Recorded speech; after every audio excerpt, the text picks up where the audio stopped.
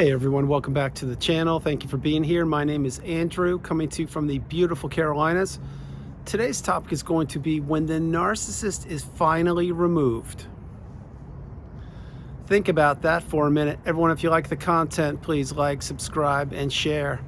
So, when you were finally free from the narcissist in that relationship, when the narcissist was finally removed from your life, from your mind, from your environment, and from your energy, this is a great day. It's one of the best days you will ever experience, because now you can exhale. Now you can go back and think about how far you have come and all the days and the nights that you were stuck, all the time you spent in that narcissistic relationship, not even knowing what it was, not understanding that the person that you were trying to improve their circumstances or their life or elevate them turned out to be somebody who was not who they appeared to be, and they did not have your best interest at heart. It was quite the opposite. They were trying to take everything from you. Remember, the narcissist was probably wearing a mask. They were probably assimilating themselves with you and getting as close to you as they possibly could. And then something gave. You either told them you loved them, or you moved in with them, or you had children, or went into business, etc., or became the roommate. And as soon as that happened, the ink was dry, or you had already committed to one part of a relationship. That's when the narcissist knew they had you. The trap had been set. You fell into it perfectly. You didn't know what was about to take place, but the narcissist knew, because they had done it so many times before they met you. So to you, you were just another opportunity. You were a person who perhaps was falling in love, or was in love with the narcissist, or was committed, or gave to a fault, and you were empathetic and kind and loving and all those beautiful attributes that you possess, and my hope is you still possess them. But you see, what the narcissist wanted to do is they wanted to take from you. The narcissist wanted to plant seeds of doubt in your mind. They wanted you stuck in that spin cycle of abuse. They wanted you in that deep end of destruction, and they wanted you in that minefield of manipulation. They wanted to keep you as stuck and trapped as possible, so they could remove as much of your resources as possible, meaning time, energy, love, empathy, money, relationships, hobbies, health, your job, your status, the way people looked at you, the way people talked to you, if you were respected, if you weren't. Think about what the narcissist does, the ability, the power of one toxic person, how many lives that one person can disrupt. It wasn't just yours, it was yours, your children's, your family, your immediate family members, your colleagues, your coworkers, people that you were in communities or hobby groups with. It was extended family members. It was your neighbors. One narcissist does so much damage that one video cannot, and I mean cannot, do it justice. But when the narcissist is finally removed from your proximity, this is a great day. Now, when the narcissist is removed, of course, there's still healing to be done. My take is the healing path, not only is it not linear, but it will take time. It will take a lot of time. But also, we are always healing, every single one of us who have gone through the narcissistic abusive cycle. My take is that nobody, and I mean nobody, will ever be 100% cured, fixed, recovered from the narcissistic relationship. People can claim that. They can say whatever they want. I believe it's about the best you're ever going to get is 99.99999%, because there will always be lingering effects in the back of your mind. You will always be thinking, is the new person you're in a relationship with, are they toxic? You will always be questioning things. You will be watching and observing people's words. Do they match up with their actions, or vice versa? You will be on high alert. You will not be in fight or flight, but you'll be paying attention now, because your spider senses will be tingling. Because now, once you come through the cycle and you rise through the ashes like a phoenix and you put yourself back together, and if you've reached the pinnacle of indifference, the mountaintop of indifference, you know that you're as healed as you're ever going to get. And again, my take is it's 99.999%, because we're human beings and we can still get triggered, and we can still have setbacks, and we can still, example, look at an article of clothing, or hear a word, or hear a song or something, and it could pause you, and it can rock your world for a couple seconds and trigger you or upset you, and then you get back on track and you say, wait, that was then, this is now. That means something totally different to me now. But still, those are the lingering effects. Those are the residues of the narcissistic relationship. So again, as I'm sharing, when the narcissist is finally removed from you and your life, there is a learning curve. There's a different level of healing that you're going to have to go through. And this healing is different for each and every one of us, but there are multiple levels of healing. that I discuss during one-on-one sessions with people, because many people think that as soon as the narcissist is removed from their life, that they're going to be fine. Well, not so fast. It doesn't work that way. The healing path is not linear. It does not go up and to the right like a stock in the stock market. What it does is it will take you high, it will take you low, and just when you think you're doing great, perhaps you could have a setback. That's why you must go no contact and block these people. You must insulate and protect yourself. You must utilize the tools that are provided for you with every video I create and in the community. You must understand that if where you are now is where you want to be, great. You did a lot of work to get where you are, a mountain of work actually. And if where you are is not where you want to be, well, there's work to be done. But removing the narcissist from your life, this will have to take place eventually.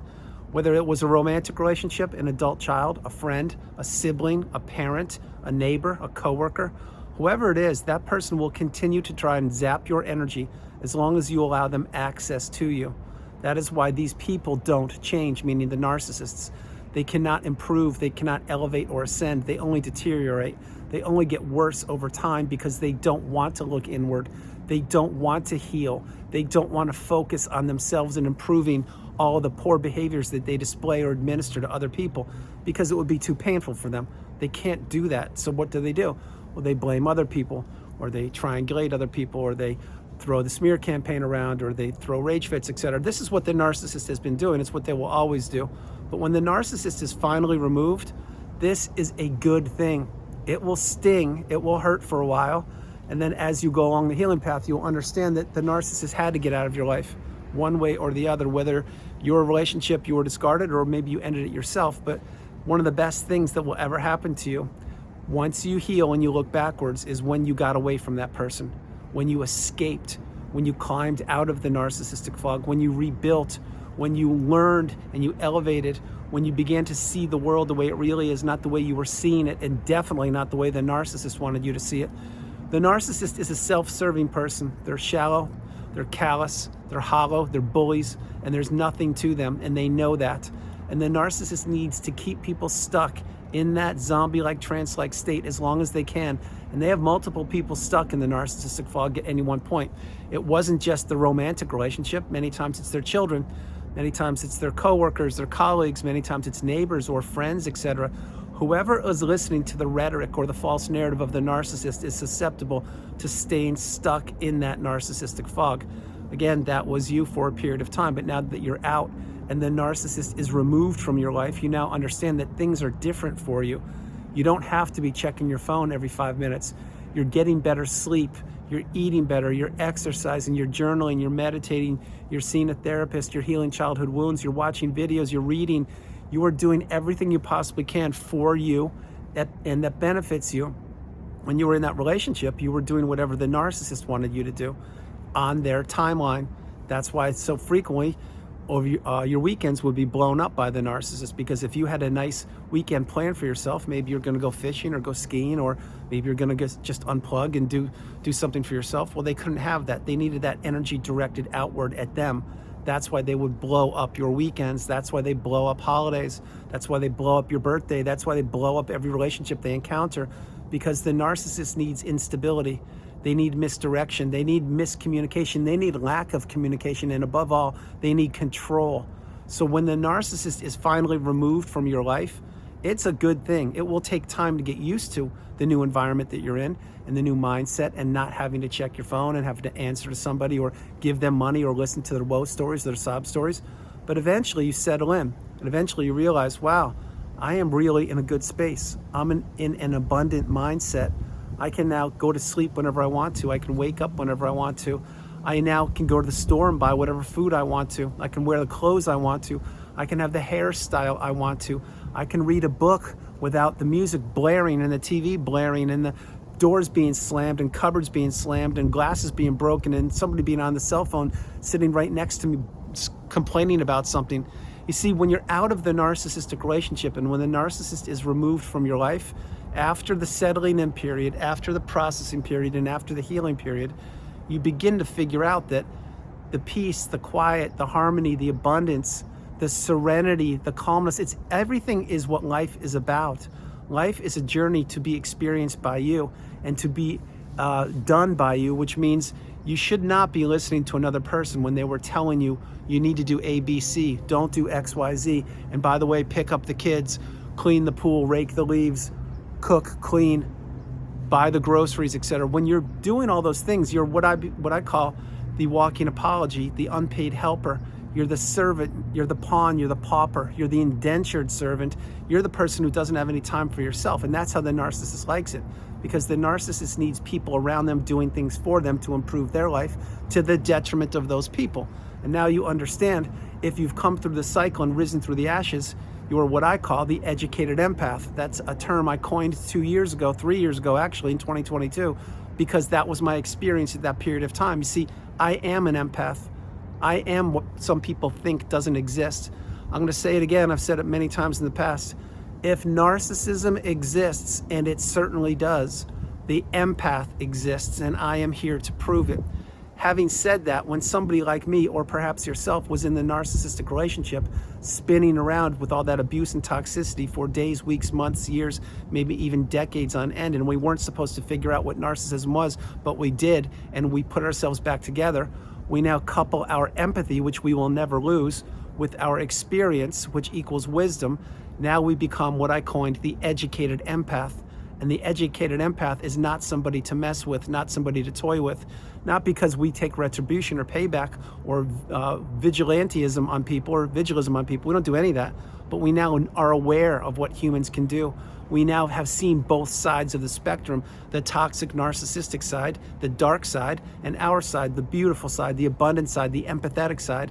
So once we've gone through the cycle, a cycle we didn't want to go through, and we got out in one piece and we healed and we slowed our lives down, and the narcissist was removed from our circumstances, removed from our relationship, and removed from our life, that's when we really do the deep dive on ourselves, and we wrap our head around not just what narcissism was, but that how powerful we are.